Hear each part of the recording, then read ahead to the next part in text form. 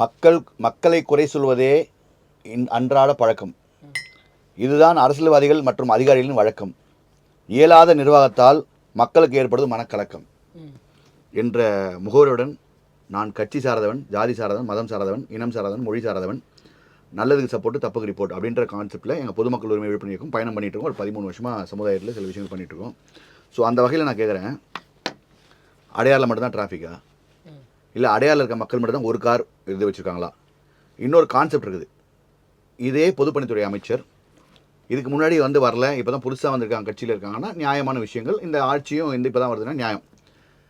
மாறி மாறி நீங்கள் ஆளும்போது இதுக்கு யார் காரணம்? ஒரு பார்க்கிங் இல்லாமல் ஒரு இடத்த அனுமதி கொடுத்த கட்டிங் வாங்கின கவுன்சிலர் யார்? அதுக்கு சைன் போட்ட அதிகாரி யார் லஞ்சம் வாங்கிட்டு? அப்போ அந்த அதிகாரிகளையும் இவங்களையும் பிடிச்சி நீங்கள் வாங்கணுமா கூடாதா? எப்போ பார்த்தாலும் மக்களை குறைச்சி பஸ்ஸில் போனால், அதாவது ஆட்டோவில் போனால் ஓவர்லோட் ஆச்சுன்னா அதுக்கு ஒரு ஃபைன் போடுறீங்க. 48 பேர் தான் பயணம் பண்ணணும், 25 பேர் தான் நிற்கணும், 2 பேர் கண்டக்டர் டிரைவர் தான், நம்ம 48+2+20 தான் பஸ்ஸில். ஆனால் 150 பேர் போகிறாங்களே.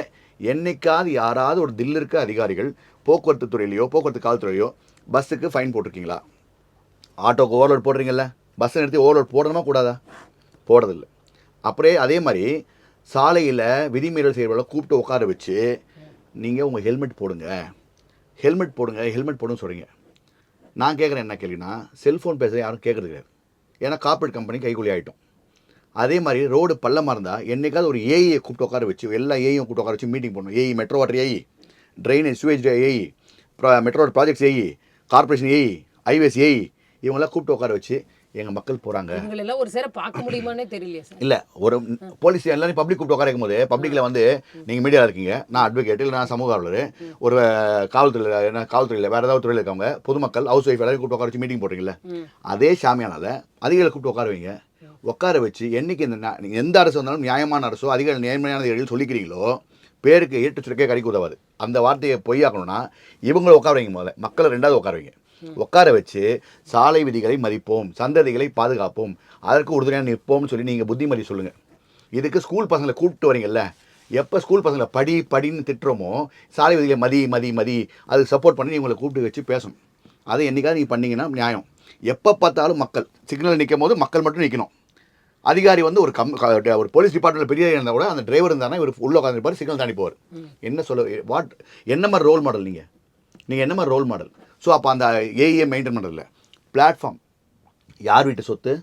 இதை பொதுப்பணி அமைச்சர் இதை கேட்கணும்.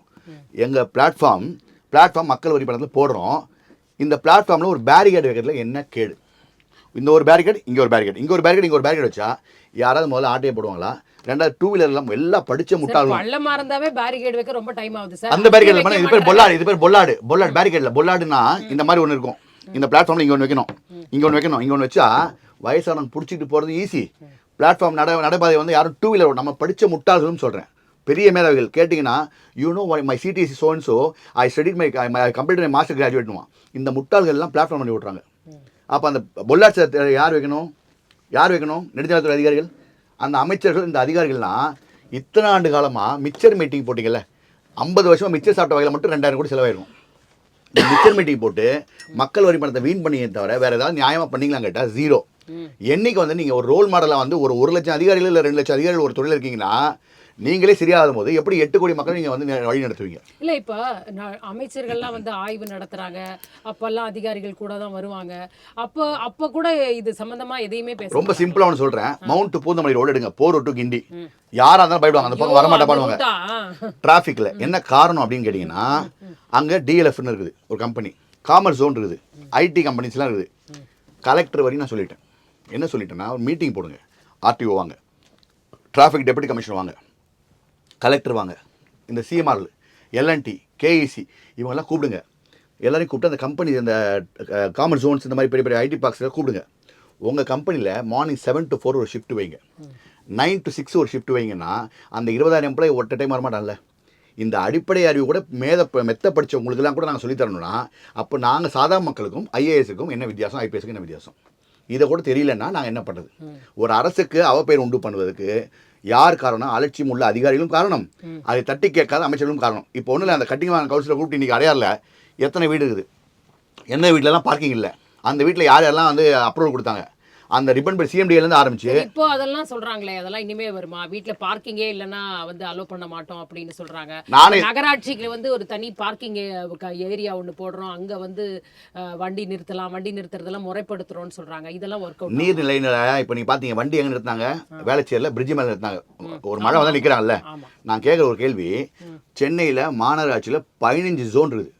ஜோன் வந்து 15 மண்டலம் 15 இருக்குது. ஒரு தைரியம் இருக்கக்கூடிய ஒரே ஒரு அதிகாரியோ இல்லை ஒரு துறையில் இருக்க யாரோ பெரிய லெவலில் இருக்கவங்க, இவர்கள் நீர்நிலை ஆக்கிரமிப்பாளர்கள், வரி கட்டலைன்னா இவர் கோயில் வரி கட்டலை, வீட்டு வரி கட்டலைன்னு போர்டை ஒட்டி ஒட்டுறீங்கல்ல, நீங்கள் ஒரு தனி மனித ஆக்கிரமிப்பாளர் யார்? கல்வி நிறுவனம் யார்? வழிபாடுதலாம், அது இந்துவும் முஸ்லீமும் கிறிஸ்டினும் எந்த வழிபாடுதலும் காமன் ஆகணும், சும்மா இந்து மட்டுமே அடிக்கூடாது. இந்த 3 வழிபாடுதலங்க யார்? அரசு துறையில் யார்? எந்த துறை? இப்போ ஒரு அதிகாரி ஒரு அரசியல் சொன்னார், சென்னை கலெக்டர் ஆஃபீஸே நீர்நிலை தான் இருக்கின்றார். எல்லாமே நிறைய இருக்கின்றாரு. அப்போ நீங்க என்ன ரோல் மாடலை மக்களுக்கு நீங்களாம் எப்படி கேள்வி கேட்கணும்? உங்களுக்கு தகுதி இருக்கு. முதல்ல ஒரு பப்ளிக்கை கேள்வி கேட்கணும்னா யூ ஷுட் பி பர்ஃபெக்ட். உங்களால் அது முடியலன்னும் போது நீர்நிலை ஆக்கிரமிப்பாளர்களோட லிஸ்ட்டை வந்து ஒரு ஜோன் வாசலையும் பேனர் போட்டு இவர்கள் நீர்நிலை ஆக்கிரமிப்பாளர்னா மக்கள் அடுத்தபடி காரி துப்ப மாட்டான். ஒரு எஜுகேஷன் இன்ஸ்டியூஷனில் ஒழுக்கம் கிடையாது. அந்த ஒழுக்கம் என்னன்னு நீர்நிலை ஆக்கிரமிப்பு பண்ணி வச்சுருக்காங்க. இதெல்லாம் தட்டி கேட்க முடியாம ஒன்னு அவர் எதிர்கட்சி ஆளுங்க சப்போர்ட் பண்ணா இது அப்படியே தானே சார் கடந்து போயிட்டு இருக்கோம். ரோடு சரியில்லைனாலும் நம்ம கேள்வி கேட்கறது, நீங்க எல்லாம் இயக்கம் சார்பா கேள்வி கேட்கறீங்க. பட் ஒரு பொதுமக்களா ஒன்றும் பெரிய அளவுக்கு காரணம் என்னன்னா இந்த இந்த இந்த என்ன நடக்குது நம்ம தமிழ்நாட்டில் என்னன்னா, தமிழ்நாட்டில் மட்டும் இல்லை இந்தியா ஃபுல்லாவே இது என்னன்னா, அதிகாரிகளுக்கு கூட சில பேர் நம்ம தட்டி கேட்டுறோம், அரசியல் கேட்கறது பயப்படுவாங்க, அவன் ஏதாவது செஞ்சிருவானோன்ற பயம். இந்த மனித உரிமை ஆணையம் வீக்காக இருக்குது. மனித உரிமை ஆணையம் ஸ்ட்ராங்காக என்னைக்கு வருதோ வரக்கூடிய பேப்பர்லாம் வந்து யார் அனுப்புகிறான்னு பார்க்கக்கூடாது, யார் அனுப்புகிறான் எதை அனுப்புகிறான்னு பார்க்கணும். அங்கே பாருங்கன்னு சொன்னால் கையை விரலை காமிச்சு இவன் யார், இவன் என்ன சாதி, என்ன மதம், இவன் ஆளுங்கட்சி சப்போர்ட் எதிர்கட்சி சப்போர்ட் அப்படி பார்க்கக்கூடாது. அவன் என்ன சொல்கிறான்னு பார்க்கணும். சென்னை கலெக்டர்கிட்ட 2 வருஷமாக கேட்குறேன் இந்த விஷயத்தை. தயவு செய்து சிட்டிசன் சார்ட்டர், குடிமக்கள் சாசனம், அம்மா அதை எழுதிய அந்த பேனர் ஒன்று ஆல்ரெடி இருக்குது, அது நெட்டில் இருந்து அப்படி பிரிண்ட் அவுட் எடுத்து போடணும். பிரிண்ட் அவுட் செலவு எவ்வளோ? உங்கள் மிச்சர் சாப்பிட்ற செலவோட கம்மி தான். அதை எடுத்து ஒரு பிரிண்ட் அவுட் போட்டால் இந்த ஒரு வேலைக்கு நாங்கள் அரசு இடத்துக்கு போனோம்னா இதுக்கு இத்தனை நாள் தான் ஆகும், இதுக்கு இவ்வளோ நேரம் ஆகும், இந்த டேபிளுக்கு இவ்வளோ நாள் ஆகும், அடுத்த டேபிளுக்கு இவ்வளோ நாள் ஆகும் போய் எழுதி தெரிஞ்சிடும். இது வெளியே வந்துச்சுன்னா இவன் சம்பாதிக்க முடியாதுன்ற ஒரே காரணத்துக்காக அதை பிரிண்ட் அவுட் எடுத்து ஒட்டலைன்னா இது எந்த வகையில் நியாயம்? ஆர்டிஓவில் கூட ஒட்டிடுறாங்க, சில மெட்ரோ வாட்டரில் கூட ஒட்டிடுறாங்க. எல்லா அரசு மெயினாக வருவாய்த்துறையில் ஏன் ஒட்டுறதில்லை? எதுலேயுமே ஒட்டுறதில்லை. அப்போ அந்த டைம் ஆஃப் டர்னர் டைம் உனக்கு டிஏடினுக்குது, இது தெரியல. இதை நாங்கள் ரிப்போர்ட் கொடுக்குறோம்ல, நாங்கள் வந்து எந்த கட்சி சாராது தானே, பொதுமக்கள் வழி தானே சொல்கிறோம். டெய்லி அதாவது என்னன்னா, இப்போ இந்த 1 லிட்டர் பாட்டில் இருக்குன்னா இது ஃபுல்லாக பிரச்சனை இருக்குது. இதை சால்வ் பண்ண விட்டுட்டு இதை கீழே ஓட்டையை போட்டிங்கன்னா பிரச்சனை வந்துனே தான் இருக்கும். இதை சால்வ் பண்ணுன்றேன், இதை பண்ணால் லஞ்சம் கிடைக்காது, கவர் ப்ளஸ் கவர் அமௌண்ட் கிடைக்காது. இதுதான் கான்செப்ட். இப்போ இதில் இன்னொரு பாயிண்ட் என்ன கேட்டிங்கன்னா, இப்போ இந்த இடத்துல பிரச்சனைன்னு சொல்லிட்டாரு. அசோக் நகரில் டிராஃபிக் இருக்கா இல்லையா? எல்லா இடத்துலையும் இருக்கு சார். அசோக் நகரில் நான் கேட்குறேன், பொதுப்பணித்துறை ஏன் டேரெக்டாக கேட்குறேன். 3 commissioner, Gagandeep Singh Bedi, Radhakrishnan IAS, Kumaraguruba IAS, 3 பேருக்குமே நான் வந்து தகவல் கொடுத்துட்டேன். அந்த உதயம் தேட்டர் இப்போ இல்லை, முன்னாடி இருந்தது. உதயம் தேட்டர் பின்னாடி இந்திரா காலனி ஒன்று இருக்குது. இந்த ரோடு காசி தேட்டரில் வந்தால் இப்படி ஒரு உள்ள கட்டம் இந்த உதயம் தேட்டருக்கு பின்னாடி இந்த காலனியை ஒரு தனி மனிதர் பிளாக் பண்ணி அதை பார்க்கிங்கை யூஸ் பண்ணிட்டு இருக்காரு, போக்குவரத்துக்கு இடஞ்சலா. கம்ப்ளைண்ட் கொடுத்ததுக்கு என்ன பதில் சொல்கிறாங்கன்னா, ஜோனல் ஆஃபீஸர் பேச ஜோன் 10க்கு இது வந்து ஹோம் செக்ரட்டரி போட்ட ஆர்டர். எப்போ 25 வருஷம் முன்னாடி ஏதோ ஒரு வேலை செய்யறதுக்காக ஒரு 10 நாள் லாக் பண்ண சொன்னார். இதை ஃபுல்லாக லாக் பண்ணியிருக்காங்க. இன்னைக்கு வரைக்கும் பதில் சொல்ல முடியலன்னா பொதுமக்கள் சார்புக்கு நீங்கள் என்ன? அப்போ இந்த போக்குவரத்து யார் சரி பண்ணுவா? மக்கள்லாம் சுற்றி வரணுமா? இந்த 4 கம்பெனி வந்து அநியாயம் சுத்தி வரவனே தெரியாம சுத்தி வந்துகிட்டு இருக்காங்க, அதுதான் நடக்குதுங்க. அப்போ நான் என்னோட கேள்வி என்னன்னா, உண்மை இப்போ என்னன்னா, நீங்க இந்த எலெக்ஷன் வந்ததுக்கு அப்புறம் எந்த கட்சி ஃபார் த பெட்டர்? தயவு செய்து வடை சுடுறது, பாவாடை துவச்சி போடுறது எங்களுக்கு வேணாம். எங்களுக்கு அன்றாட பிரச்சனை என்னவோ அதை செஞ்சா போதும். இனி மக்கள்கிட்டையும் சொல்றேன், இந்த பாவாடை துவச்சி போடுறவன் நம்பர் 1 அயோக்கியன், அவனுக்கு தயவு செய்து ஓட்டு போடாதீங்கன்றது நான் பதிவு பண்ணுறேன்.